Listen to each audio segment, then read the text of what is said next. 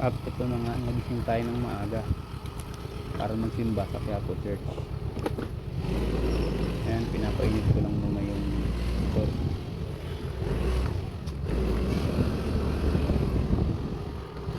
Time check, ano na, alas 3 na ng madaling araw. Umalis na ako dito kasi kapag tagalan medyo matraffic sa may Commonwealth, so yun, nag-aamon na yung alis. Maganda kasi maaga para mapasok sa loob ng bahay, makaupo din.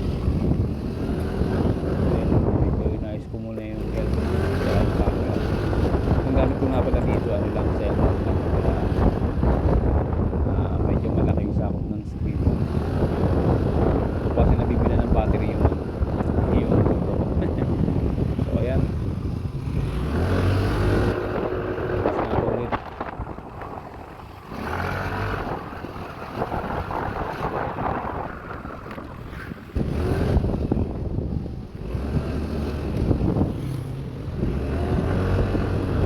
Bali dadaanan ko nga pala yung tatay ko dito kasi dalawa kami nagsisimba sa Quiapo. Dalawa kami ng mama na tuwing Friday sa Quiapo Church.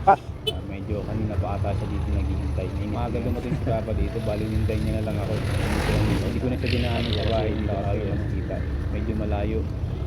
Ayun ang ito na makita para tuloy-tuloy na dyan.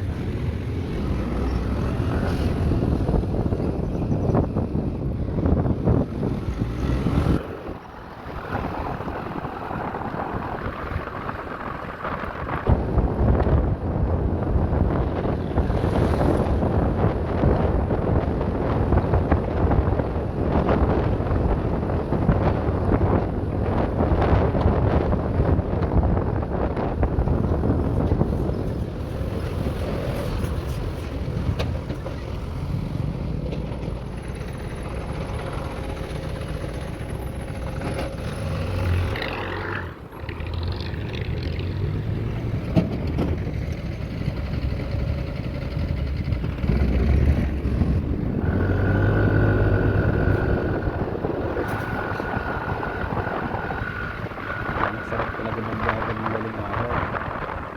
Napakaloob ng kalsada. Sana laging ganito, no? Kahit umaga.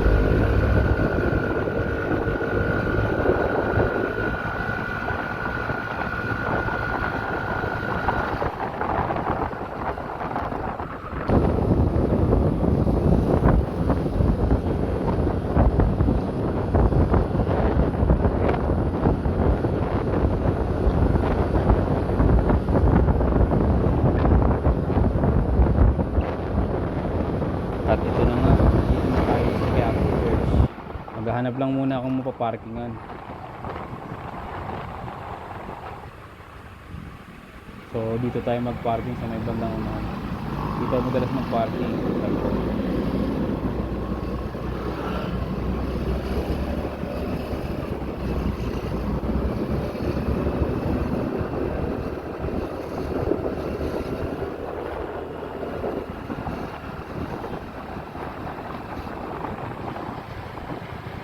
Mabilis lang yung bili akong langis. O sige.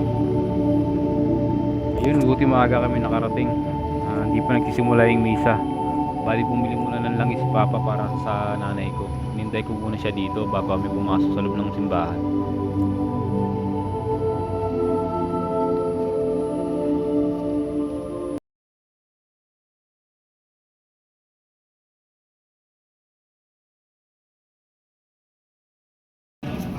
At yun nga, matapos namin magsimba, medyo nagutom kami ni Papa kaya kakain muna kami ng pansit dito. May masarap na pansitan dito eh. Dito sa may bandang unahan. Umalis kami kanina, hindi pa kami nag-almusal eh, kaya kakain muna kami.